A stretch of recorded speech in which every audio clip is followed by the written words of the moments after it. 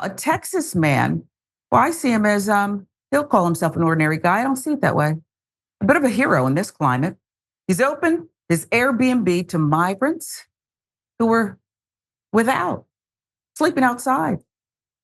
KNS News, KENS News 5, reporting as the Catholic Charities run Migrant Resource Center in San Antonio, Texas, continues to operate at capacity, means overflow here. Families are left to sleep out in the cold, but one local man has opened his doors to those in need.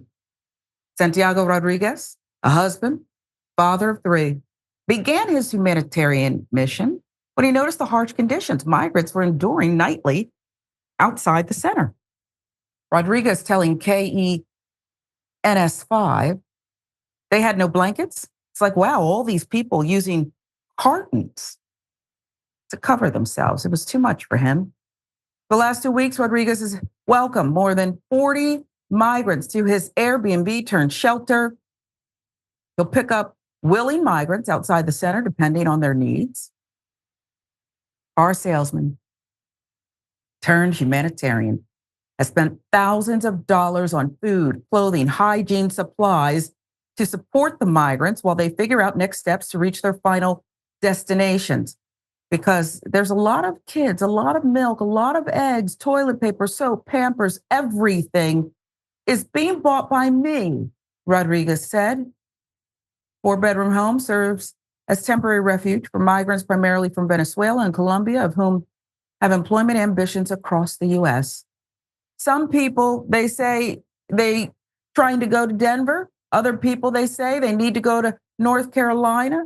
I got a girl, she's leaving on the 5th, meaning a couple days. She's already got her ticket. She's going to New York. Rodriguez understands Catholic Charities is unable to accommodate every migrant's needs, but he hopes the nonprofit is able to collaborate with more community organizations to meet their needs. KENS5 notes the feeling of desperation is apparent as dozens of people crowd the nearby parking lots in search of food, warm clothing. Community members come by throughout the day with vehicles filled with food, clothing, and other resources. Catholic Charities spokesman Tara Ford stressed the Migrant Resource Center is at capacity on a daily basis. Secondary warming tent has been established for eligible migrants. As for why many migrants are sleeping on the streets, Catholic Charities noted some are arriving without proper documentation. Now, Ford said in an emailed statement, we can only provide services to migrants who meet federal eligibility criteria. Fortunately, some migrants arrived to San Antonio without the proper Department of Homeland Security, DHS, approved release documents. They are not eligible to receive services under our federal funding. Other migrants are refusing to wait in the queue for our intake process, and we cannot provide services if they are outside of the premises. Migrant Resource Center provides an array of assistance, including blankets, food, water, baby formula, and diapers, among other survival essentials. Funding has been drastically reduced as of first of the year. We have requested additional federal funding to maintain our current operation. Now, as for Rodriguez, well, he's planning to assist as many migrants as possible throughout the winter months. Quoting, I cannot help everybody. I try the best I can, Rodriguez said. Rodriguez is willing to accept donations from the community for maintaining his humanitarian mission. You see the email there? If you're so inclined, I hope you'll jot it down, Santiago711 autogroup@yahoo.com. Now, for those who live in the area, Catholic Charities is also accepting donations of clothing and hygiene items. Those donations can be made at St. Stephen's Care Center between 9 and 2 p.m. Monday through Friday. Meanwhile, Texas Governor Greg Abbott, I wonder what he's doing to help. I guess he's going to put his hat in the ring and say, I'll match it. That's what I think should happen. Let's see. The Republican flew a group of hundreds of asylum seekers to Chicago for the second time in 2 weeks.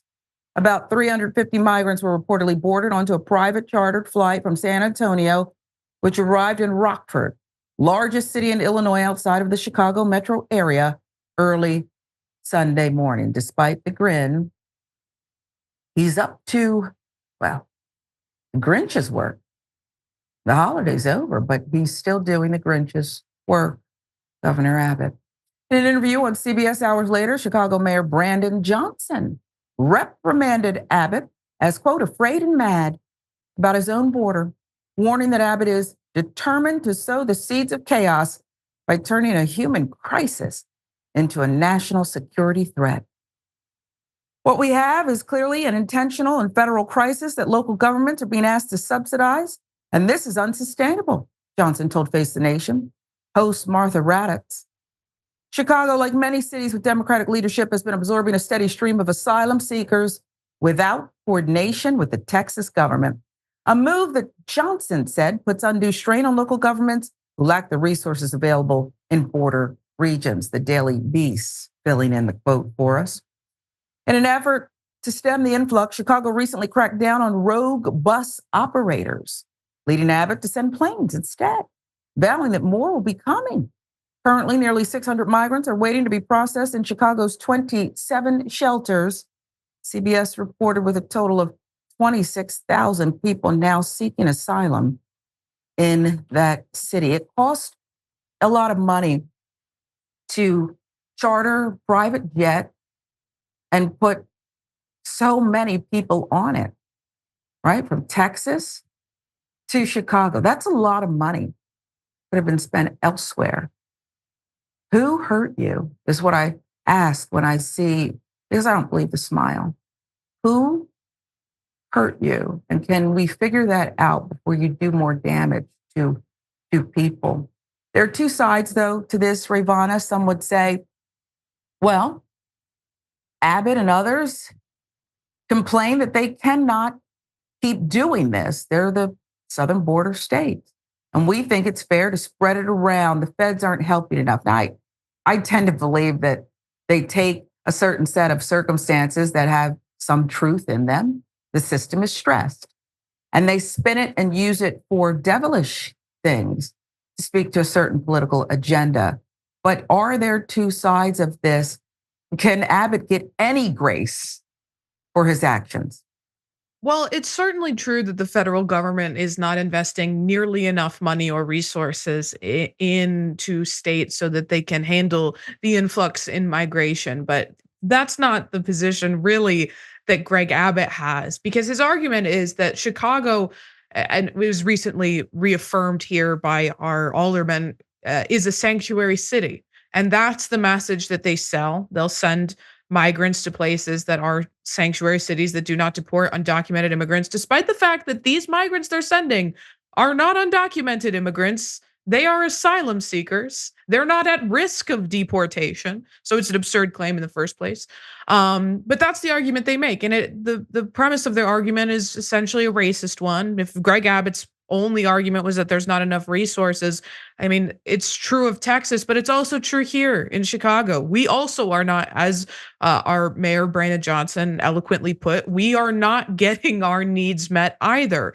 So this is essentially just human trafficking, in my opinion, what Greg Abbott is doing, what Ron DeSantis has been doing. They are telling these migrants that there's going to be jobs waiting for them in the locations they're going. They're telling them that there's going to be shelter and food, knowing full well that migrants here in Chicago are also sleeping outside. And Chicago is a hell of a lot colder than Texas. I live just a few blocks from one of these migrant encampments that are outside. These are men, women, and children, babies sleeping in tents outside in the harsh Chicago winter because, as was mentioned in the article, the charities don't have enough to help take care of all of these people. The city doesn't have enough money. The state hasn't done enough either, but the federal government specifically has not invested enough to ensure that these people are safe, that they have a place to stay over the winter, so they're not sleeping outside. Hell, they shouldn't be sleeping outside any time of year, these individuals. So, I mean, it's an issue that's sickening to me, but I think